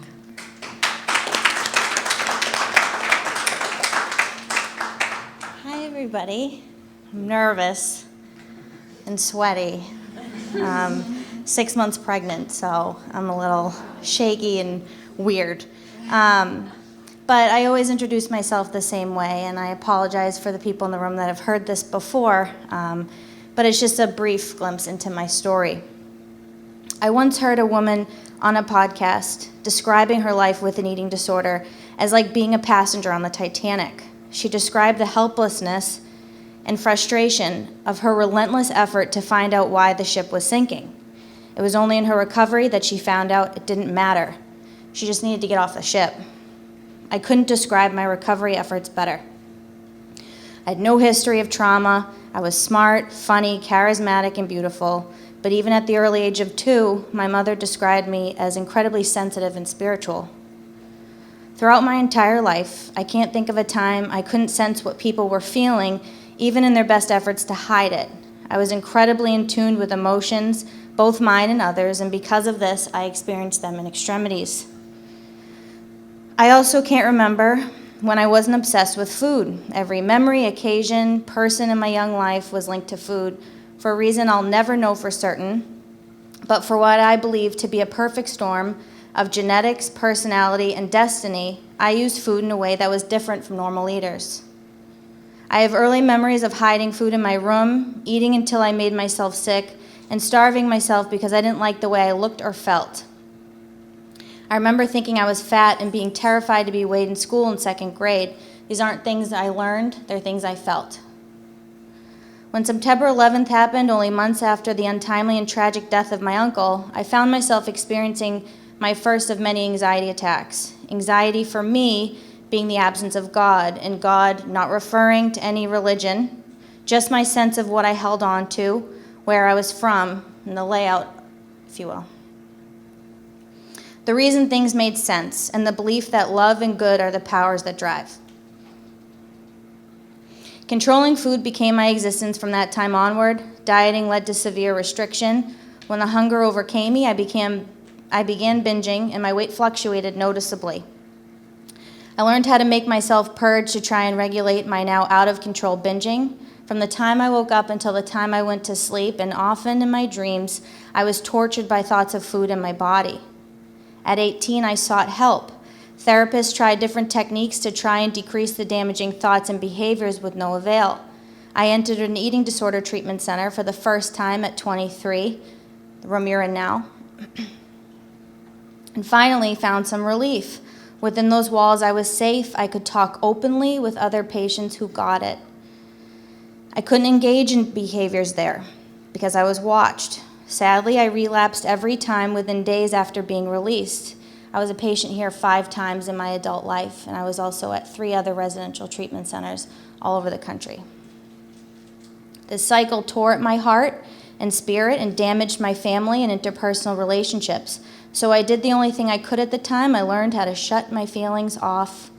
I'm not even sure if it was a conscious choice, but I didn't know why I couldn't stop, and no one else could understand me either. To them, I was selfish. I wasn't trying hard enough. To me, I wanted more than anything to stop, but I couldn't. In 2013, I left Boston with a one-way plane ticket to Florida, which is where my spiritual journey began. On my own, I learned about addiction. The 12 steps were introduced to me there, although I was not ready to accept they were my solution. My obsessed mind still thought food was the problem, so food was where I focused.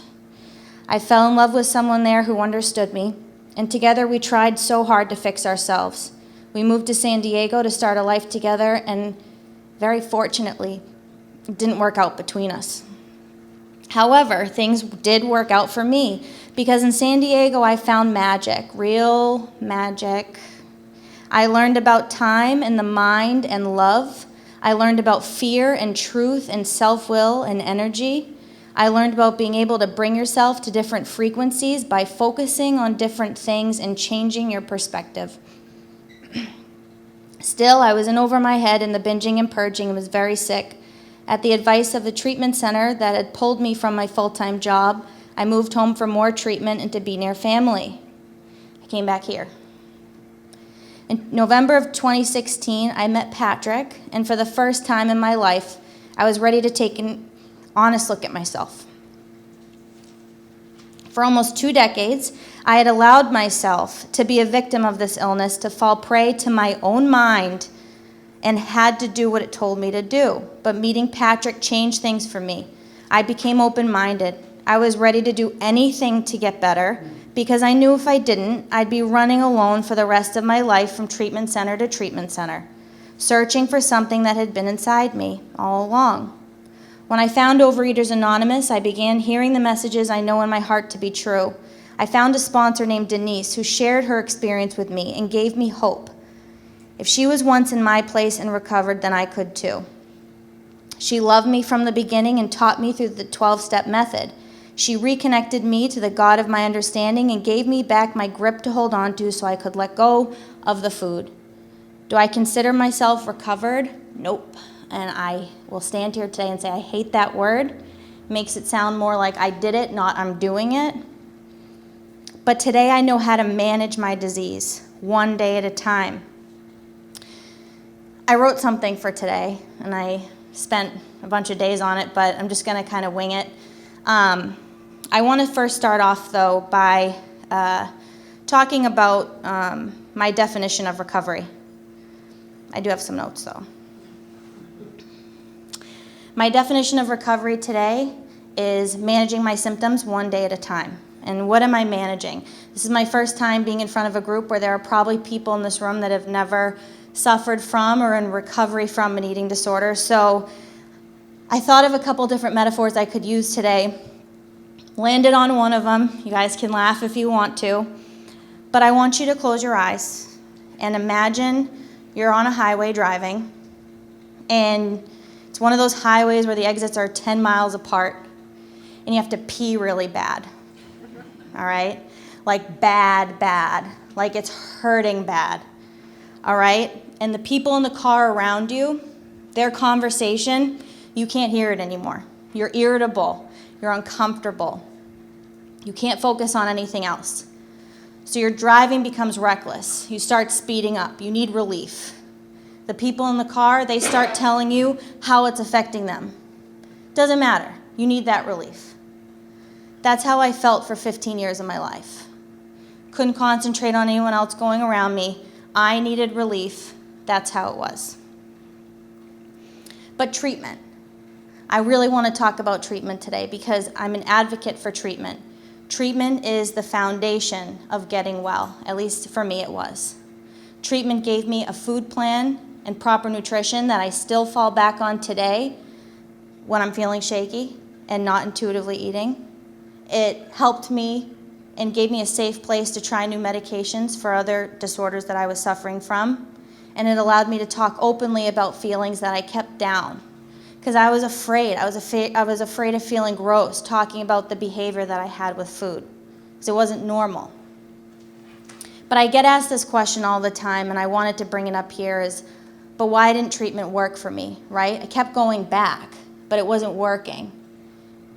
But it wasn't the treatment that wasn't working, you guys. Treatment is treatment. It's designed to standardize itself so that it can help all of you. But all of you are individuals. So your stories are going to be different. And what helps you find your solution is going to be different too. Albert Einstein has a quote. He said, "You can't solve a problem from the same consciousness that created it. You must learn to see the world anew." And that cracked me open. It wasn't treatment that was failing me. It wasn't that I wasn't working hard enough. It was that my mindset needed to change. I needed to become more willing. So I found a 12-step program because I liked the idea of it. I found someone who had what I wanted.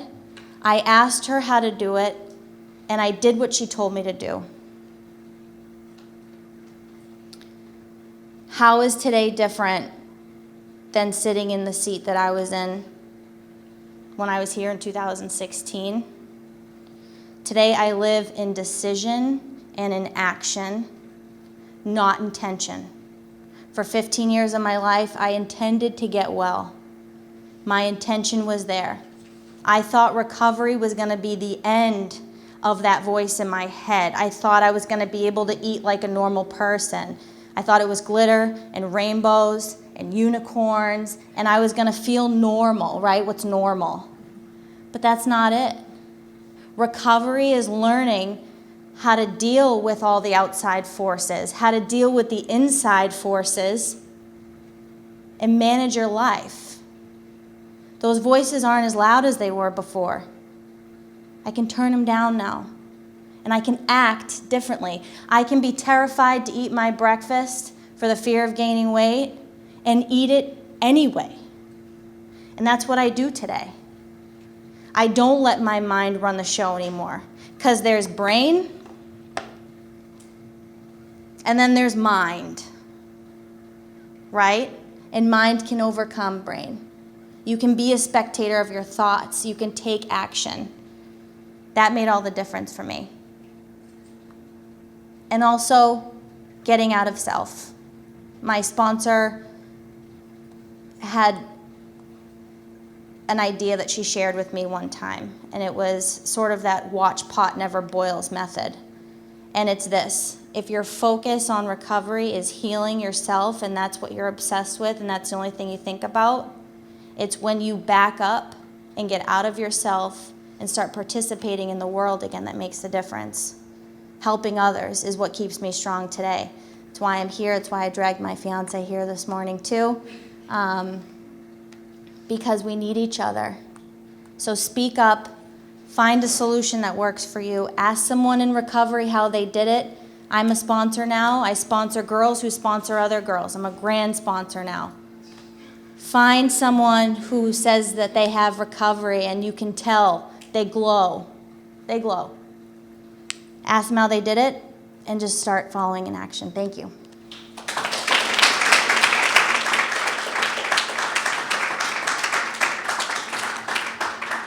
Thank you so much, Krista, for sharing your story.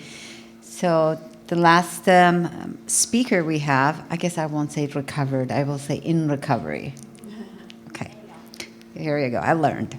So Amanda Portillo is here to talk about her story of recovery, and then after that we'll open to a podium to questions. Okay?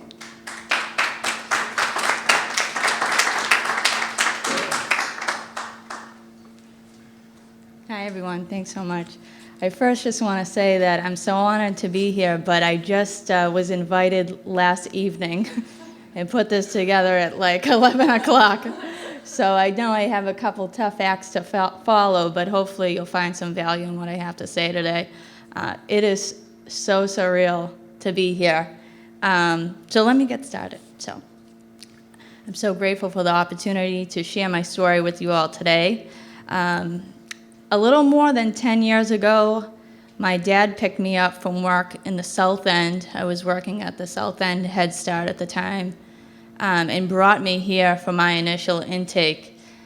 He had figured out what was going on with me, and he did some research on his own, and he identified this place and determined that this would be a great facility for me to get some help.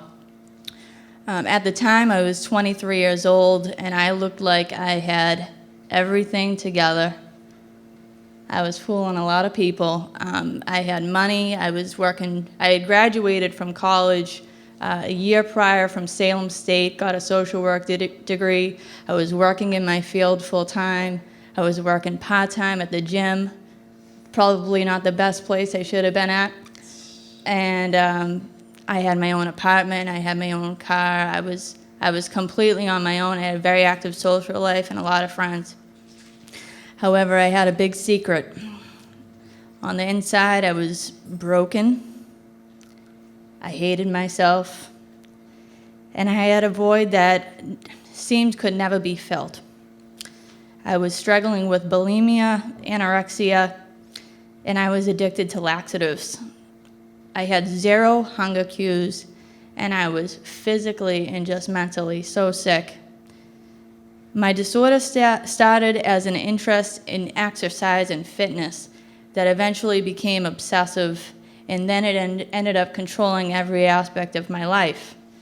Then when that wasn't enough, I started gradually cutting out food groups slowly. And if I had cheated, that led to binging, completely giving in. And then I would, throw up the food, or I would take the laxatives. I avoided social situations with food, and the voice in my mind made me believe that I was not deserving of food. It was a vicious cycle that went on for years. You'll see some patterns in our stories, obviously. Prior to developing this disease, I had a big misunderstanding about people with eating disorders. I thought they were narcissistic and shallow. I thought that having an eating disorder was a choice made out of vanity and valuing what was on the outside more than what was on the inside. And I was never really like that. I was a go-getter, I was driven, I had goals, I was always planning ahead. The truth was that I later found out that I was driven by fear and anxiety. I grew up in a controlling home and stable home. And I had actually already been struggling since I was 6 years old with a hair-pulling disorder called trichotillomania. If any girls additionally suffer from that or struggle with that, I'm more than happy to speak with you after this, because it all kind of ties in with one another. As I got older, I saw education and hard work as my ticket to be free. Accomplishing goals was my way of feeling good about myself and that things were going to be okay. So when I came here, I was so embarrassed, I was ashamed, because I wanted to be an adult and I wanted to be free. And here I was, not even a year after graduating from college, I needed my parents. The reason why I stayed committed to this program and recovery is because I made a decision to live, and I made a decision to win. I refuse to live a life of dependency. There are 3 key factors that help me manage my eating disorder and go on to thrive throughout these past 10 years. The most important thing that this program taught me is that God all made us a certain size. When we learn how to eat normally, our body naturally goes to our God-given size. That was very comforting for me. I was not thinking that way when I entered here, and I did eventually find that concept to be very true. Over time, my hunger cues came back, and I still follow the program till this day. I eat 3 balanced, proportionate meals every day and 3 snacks, and it's been excellent. The other thing that helped me, that I coincidentally discovered the law of cause and effect, or the law of attraction. I happened to catch an episode of Oprah around this time, and she had the cast of The Secret on her show. I don't know if you guys have ever heard about this book, The Secret. Maybe not the younger ladies in the room, but it's an awesome book. It changed my mind completely, because I discovered that I was actually not really fully a victim of my circumstances, because I had the power and the ability to control my thoughts. I became more aware of my thoughts, and I began to visualize how I wanted my life to look like as a result of conquering this disease. And thirdly, I learned how to fact-check my thoughts by becoming more aware of self-sabotaging ones.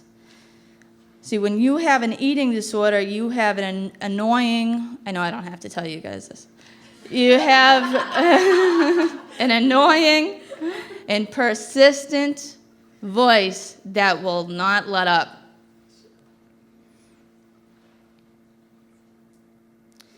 This voice is not based in truth, and it does not come from God. It's based in fear. And I learned how to determine that my thoughts, whether my thoughts were true or if they were lies. So I began to fact check. I now, and I still do this today, take a moment to think about sometimes, thoughts still definitely pop up for sure, but like the last lady had said, that they're not as strong because over the course of time, they know they can't win anymore. So it takes time for sure, but they still pop up sometimes, and I have the ability to fact check now and say, is this actually even true? And most of the time it's not.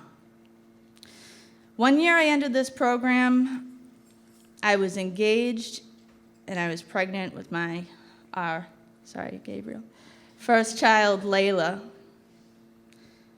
I went back to school a couple years later. I got a master's certificate in human resources. And then our second child, Angelo, came along. My husband and I have purchased 4 homes together. We own 2 businesses now. I even helped my husband overcome a very serious immigration case as he faced deportation to his home country of El Salvador. I am proud to say that after a 5-year immigration process, he became a permanent resident last May, and we are pinching ourselves at how far we've come. I can't say that my life has been perfect since leaving here because that would be a lie. There's always gonna be hurdles and setbacks and things that happen outside of our control. My eating disorder will always be a part of me, but it no longer defines me. I can promise you this, that you can live a normal, fulfilling, adventurous, beautiful life. And this experience only builds character and confirms who you already are, which is a fighter, a survivor, and a winner. Life is about making decisions. I encourage you, if you are struggling, to make a decision to live. Your life is worth fighting for. And I'll end this with one of my favorite quotes by my favorite speaker, Jim Rohn, who's no longer here today. But I love his quote, and my company has been named after this quote. My company's name is Compass Career Directions. I help diverse job seekers achieve their career goals, and the foundation of my program is overcoming self-sabotaging and fearful thoughts that are preventing them from getting themselves ahead. But his quote is, you can't change your destination overnight, but you can change your direction overnight. Thanks, everybody. Thank you so much.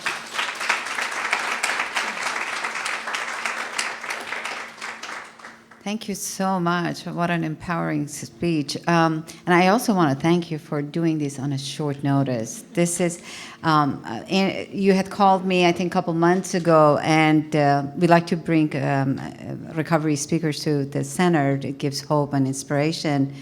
And one of our recovery speakers, unfortunately, something came up and she couldn't be here. So I went back to my notes and I said, let me just find her phone number and name, and let's see if we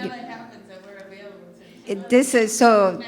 Yes, thank you so much. On a short notice, you told us a story that hopefully you find it inspiring and really empowering as a woman. So we're going to open it now to questions and answers from our panel. I think we're going to pass around this microphone, if anyone. Oh, that's for to answer. Okay, got it. Any questions, guys? Any comments? Any reactions? You know, a lot of thought went into putting this program together. We wanted to make sure that we covered prevention. We don't want individuals to develop eating disorders, and I think efforts that are on the scientific level, on the legislator level, help us with that. The more we educate about eating disorders, the more we provide early recognition, early treatment, the better the chances that we won't have individuals struggling for years and years. But we also wanted to bring attention to treatment and to recovery. Recovery is possible. Eating disorders are treatable conditions. Unfortunately, there are also very scary illnesses because the mortality rate is quite high with eating disorders. But people do recover, so we wanted to make the second part of the program about recovery. And again, I'm always asked by our patients about, do people really recover? And they do. So it's hard work as you're hearing it. There are a lot of voices in your brain fighting with each other, voices of eating disorders, voices of recovery, voices of who you are, voices of finding yourself. And that's the journey, finding yourself and getting comfortable with who you are. So I'm thanking again all of our speakers, and we're going to open it to questions. Colleen, should we give her? No, she can, those mics will pick it up, the mics. Oh, okay, great. So I had a question actually for Krista. Congratulations on your pregnancy. Thanks. And I was just wondering if, if that was a big motivation for you and how you're kind of dealing in recovery with those body changes and what you find supportive and motivational to maintain a healthy pregnancy. Great question. I've gained 22 pounds. I get weighed every few weeks. It's still nerve-wracking. When I found out I was having a boy, my first thought was relief, right? Even though this disease can come to any gender or nationality. And that's what I'm talking about in terms of it doesn't go away. But you know what my next thought was after that? I'm having a boy. I'm excited, right? Because today I take those thoughts and I put them up here. I always tried to explain it this way. They tell us in here that fat's not a feeling. Fat's a feeling for me. I feel it in my skin. I feel it. I felt it since I was 5 years old.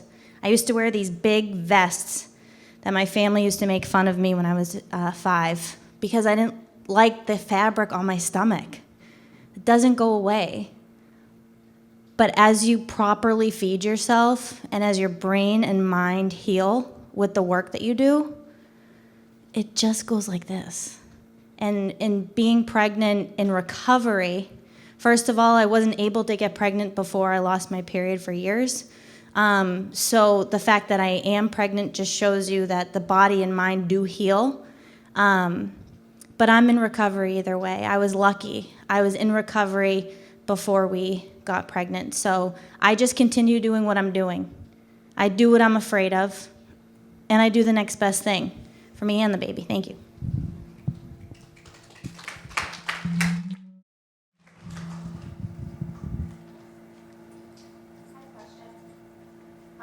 First of all, thank you guys all for being here. I've done a lot of policy and advocacy work in my career history thus far, and even working at places like Health Law Advocates and Healthcare for All. I didn't realize that eating disorders was part of the conversation of mental health, and it's something that's always really frustrated me. I've had very heated and emotional discussions with even some people in that space, just because I feel like this is so unrecognized. So on the legislative side, I'm really looking forward to some of the opportunities to become more engaged in that community. And then from the recovery speakers, something that I really struggle with is just the shame and talking about it openly with people and feeling like they're not going to judge me or they're not going to reject me, and that they're gonna be okay and they're gonna want to be support systems in my life. So if any of you guys have any comments or advice about how you overcame and gained the ability to talk about this so openly and with such compassion for yourselves and for other people, I just think that you guys are all really brave for being able to speak on this.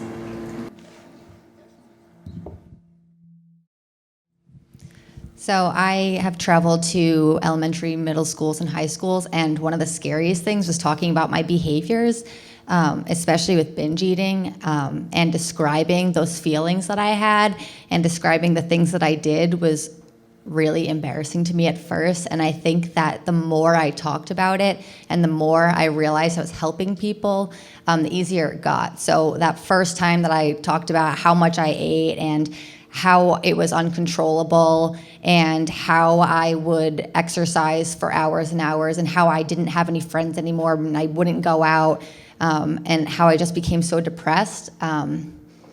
I think that that was really hard. And then when I had students coming up to me and being like, thank you so much, I've experienced some of those things and I didn't even realize that other people experienced it too, really opened my heart. Because you might feel like you're alone, but you're really not. And even if it feels like you are, there's someone who, even if they don't have an eating disorder, have experienced some of these things. So the more you talk about it, the easier it gets. And the more you help people, the more you want to talk about it.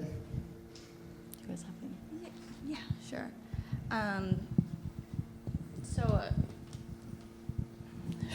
Okay, sorry. A couple things.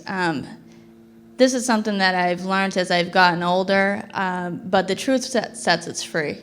The truth sets us free. Sometimes the difficulties and the challenges that are placed in our life, we go through it in order to share our story and to help other people. So if you're not willing to share the story, then what you're saying is, you're not in a place where you can help others yet. Hopefully in time, you ladies will be able to share your story and help other people as well. The other thing that I've learned as I've gotten older is that if we are too concerned or preoccupied with other people think of us, then we're not going to be able to reach our full potential. I've learned that particularly over the past, I would say, year or two, as I've built my business, is that I can't worry about whoever's gonna, what people think of me, because that's only gonna stunt my growth. So that might also be something that comes with age, because I certainly I didn't think this way 10 years ago or even 5 years ago, so. So the blog that I read, I actually started while I was here because I hated when people are like, journal about it. I was like, what? Like, yeah, I'm obviously sad. I'm in a hospital. Like, why am I going to write, Dear Diary, I'm sad? What? So I decided to start a blog and explain to other people how I felt. And that was a lot harder because everyone gets sad, but not everyone becomes depressed, and not everyone uses food to cope with their depression and their anxiety. So I think writing about it helped me to dig really deep into those feelings that I didn't even realize were there. And making myself feel more understood helped me to recover, because not only was I understanding myself more, but I felt like other people kind of had some more insight and were more supportive than before, when I was just pretending like, oh, I just like to work out and I like to do these weird diet things. So becoming more understood definitely helped.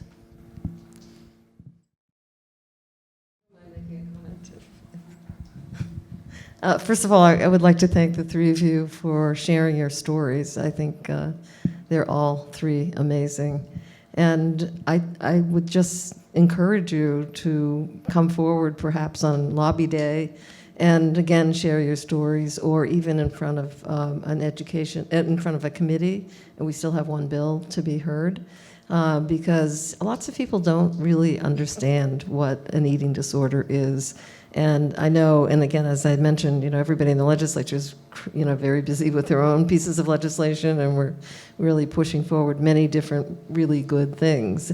But I think these committees can be really well educated by your stories. They're so important, and we all, as legislators, when we sit there and listen, the stories are very important, and they really hit us, I think, in a way that helps us understand. So I would hope you'll stay in touch and continue to share your stories, because they're so important. And thank you.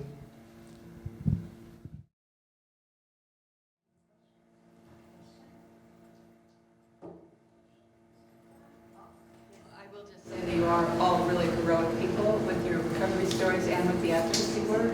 I'm from Connecticut, and I will tell you that I'm going to go back and see what's being done, because I know that in northwestern Connecticut there is no help. And there's no CEDC, there's really nowhere to turn. So the fact that you're so far along in Massachusetts, that you have this opportunity for people out of state, and the other thing that really surprises me was, so that the FDA doesn't look at all those products. I mean, in my mind, it should be a national movement, because how are there things that people ingest that aren't approved by the FDA? To me, that is really wildly bizarre.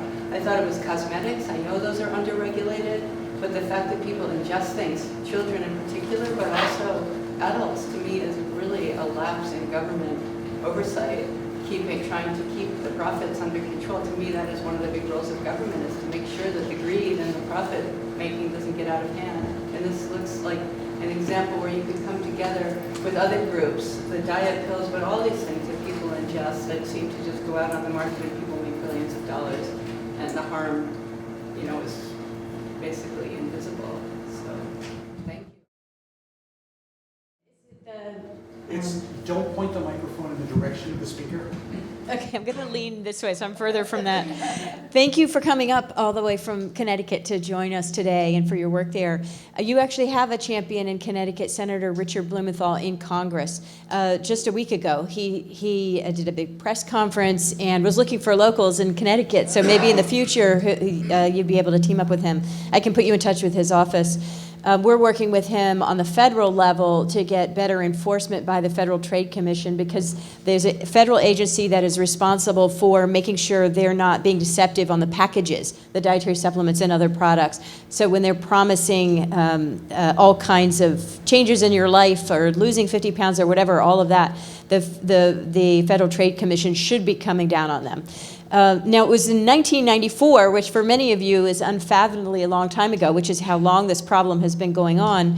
So much money was poured into Congress. In 1994, they got a law passed, signed into law, to basically defang the Food and Drug Administration so it could not require pre-screening for safety and efficacy of dietary supplements. The industry went from 4,000 products on the market in 1994 to over 80,000 products on the market in the U.S. now, because once the oversight was clamped down, the industry was able to just burst free and now generating these enormous profits for that.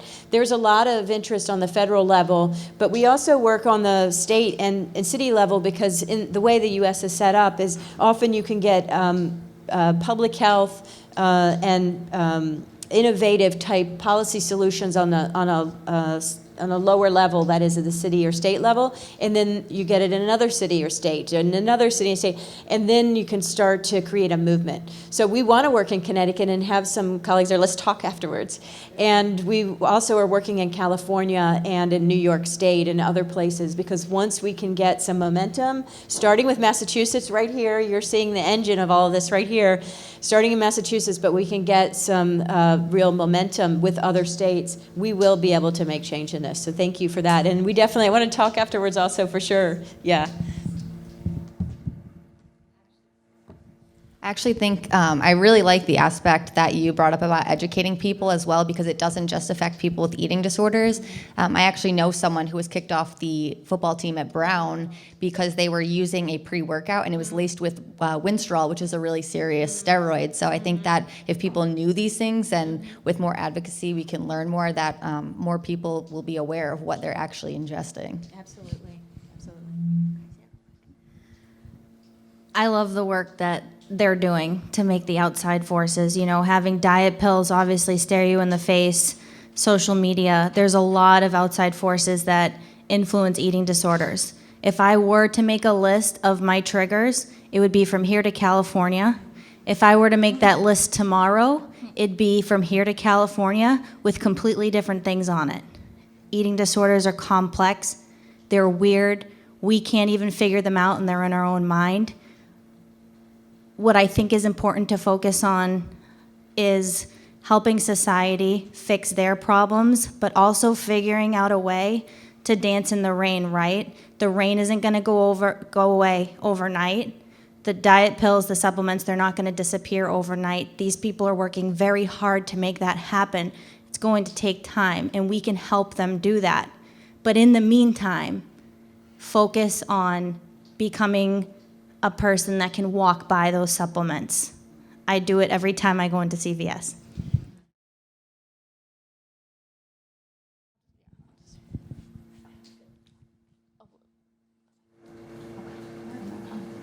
Can I ask for Krista to speak about that 12-step program? Because you don't often hear 12-step program for eating disorders. You know, my daughter's journey has been long, like yours. Sure. There's actually several 12-step programs that help with eating disorders: Anorexia and Bulimia Anonymous, Overeaters Anonymous, Eating Disorders Anonymous, just the list goes on. For me, I looked into it and it felt right to me. It's not going to feel right to everybody, but my symptoms mimicked addiction very closely. And I looked at the millions of people that walk into AA or NA that are in recovery, right, and have this program for the rest of their lives, and realized through my journey that I had nowhere else to go. So I walked into those rooms and found real hope. The 12-step program I belong to is Overeaters Anonymous. They take all eating disorders. I found a sponsor that had the exact same symptoms I did, binging, purging with a restricting mindset. I asked her how she did it. I followed her direction. All of the information for these 12-step programs are online. I'd be happy to talk to you after.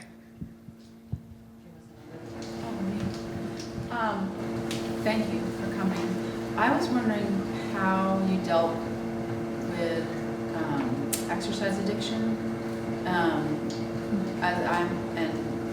I wasn't at the gym 24 hours a day, but I was a sort of semi-professional cyclist, which is very much an eating disorder covered place, people, everything.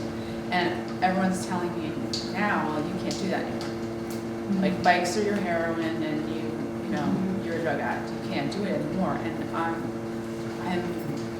I can't see what else I would do. Does that make sense? Mm-hmm. Like it's the only thing that I know. Mm-hmm. And I just don't know how, if you have any thoughts about how you deal with that kind of addiction or anything. Because the only feedback I get is that, well, you just can't cycle. I completely understand what you're saying. That's a great question. When I came into the Cambridge Eating Disorder Center, I brought my books because I was studying to become a physical therapist at the time. A personal trainer. And so I brought those books with me to study, and they took them away and they locked them up with a key. And I set that aside for a while. It's important to get your mindset right and follow the direction of the professionals. They only have your physical and mental well-being in mind. Later down the road, when you're in a more stable place, through vigorous honesty with not just yourself, but with the people on your team or with a sponsor, you can get back to the things you love safely and happily. But you have to be willing to go through the motions and the process. And that process in the beginning is giving up some of the things we love. I loved dieting when I came in here. That was my hobby. I loved working out. I had to give those things up for a bit.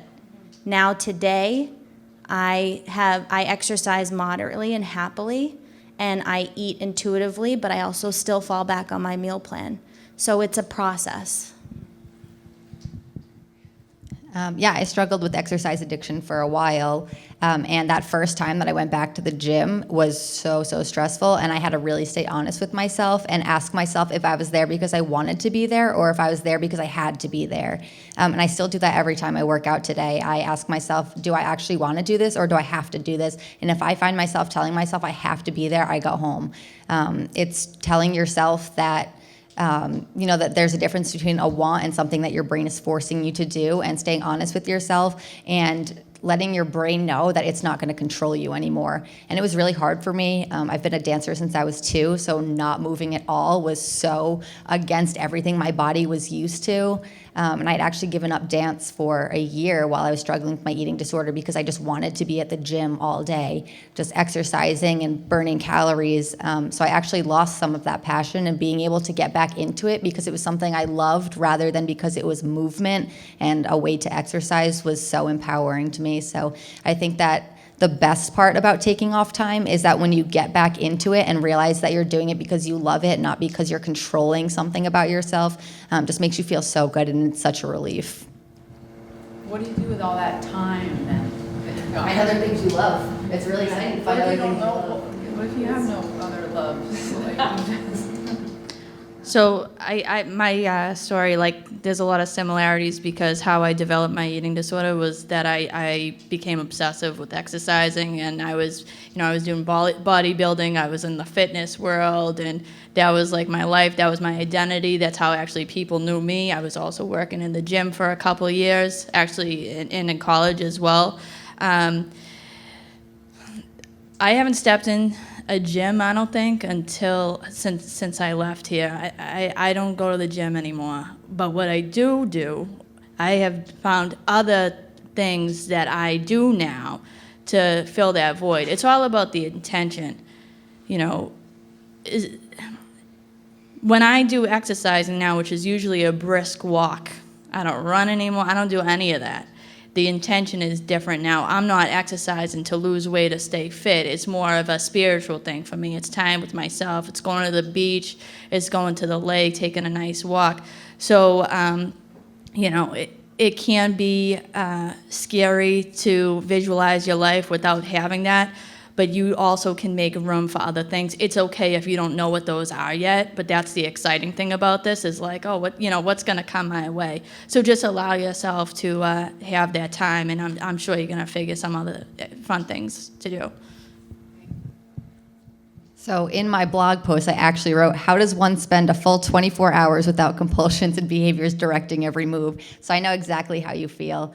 And one of the things that I did while I was here to pass the time was I love research, and I threw myself into researching eating disorders. And I'm planning to go to medical school to become a neuropsychiatrist now. I developed a passion for helping people with eating disorders, so I want to open my own practice. So I kind of just followed what I love to do and decided that I would read more books and I would do more research and kind of like make a plan for my future. So you find other things you love and it kind of just happens to pop up and you follow it. So it's hard. Like I had no idea what I was going to do with myself, but you find things. And trust that the things will find you. As you go through this process and as your mind and body heal, the universe has its way of unfolding things that interest you that you stumble upon. And just start saying yes, start asking to tag along. I tried a lot of things, when I wasn't exercising, and even when I was getting back in exercising, I tried new ways of moving my body and stuff. And so there's a lot of things out there. Become interested in trying other things, and if you can't, figure out a way to help someone else. Just get out of that self mindset, and miracles will happen.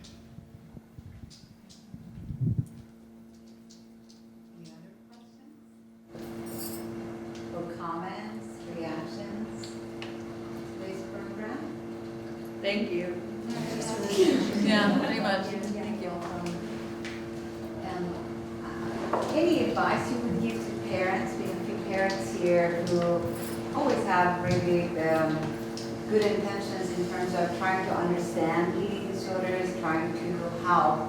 And what I hear is like we are walking on eggshells. We don't know what the right thing is to say, what the right thing is not to say, what the wrong thing is that we're doing. Anything that we can learn from you that would be helpful to parents? When I was in here, my father came to visit me for a fun little family meeting with my therapist, and he came in wearing a yellow ribbon. This was right after Sandy Hook happened, and he's a teacher. And the therapist looked at him and said, John, what do you think of all this? It was hard for my dad to wrap his brain around it. I'm the daughter of 2 chefs, by the way. You can laugh. So it really was difficult for him. And he said, you know what I think of all this? Look at the ribbon I'm wearing today. There are people out there with real problems. And I just sunk so far into myself. And our relationship became more damaged because of that. The advice that I can give to parents is this: just love unconditionally. You're going through just as much as they are because of how much you love them. It's equally as difficult to watch someone suffer, then it's equally as hard as the sufferer themselves. Just love them. Don't give up. It's a long road, but also that pain is relative. There's a lot going on in today's world that sucks and is horrible, but it doesn't take away from the fact that this is an illness of the mind, and it is complex and difficult, and it's a long road. Hang on tight and love them. I think what I would say to parents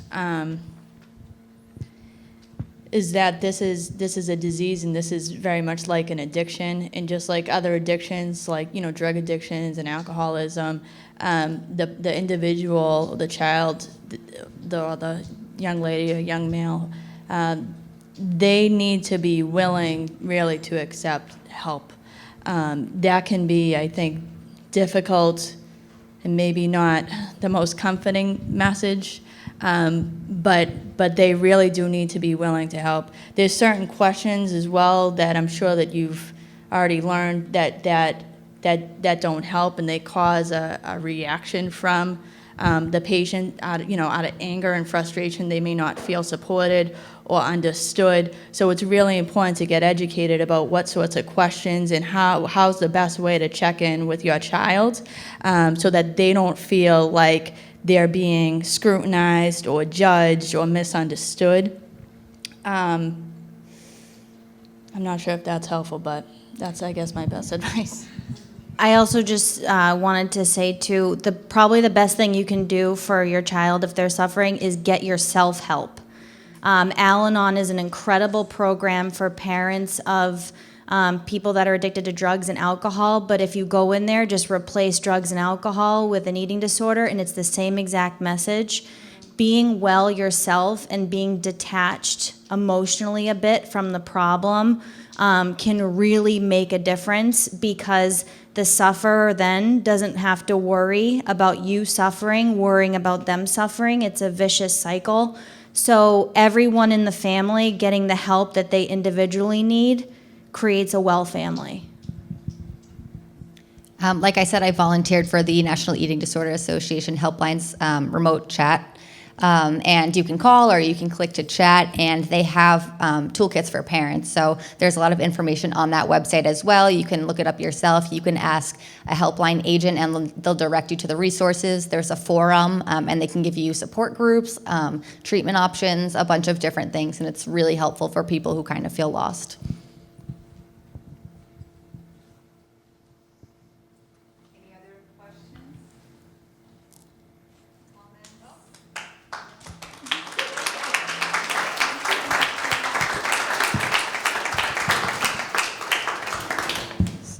So again, thank you everyone for coming in to today's event. It's a beautiful Saturday outside. You could have done other things, but you came here to learn about eating disorders, to become a force, hopefully, for change in the field of eating disorders. And also, thank you so much for sharing your stories. I know it can be difficult, and you were honest, you were authentic, and we appreciate it very much. And thank you, Bren, for the wonderful work that you're doing. And thank you for all your help with the legislation, and hopefully really good things will come out of all of this collective effort. Thanks, guys. Bye-bye.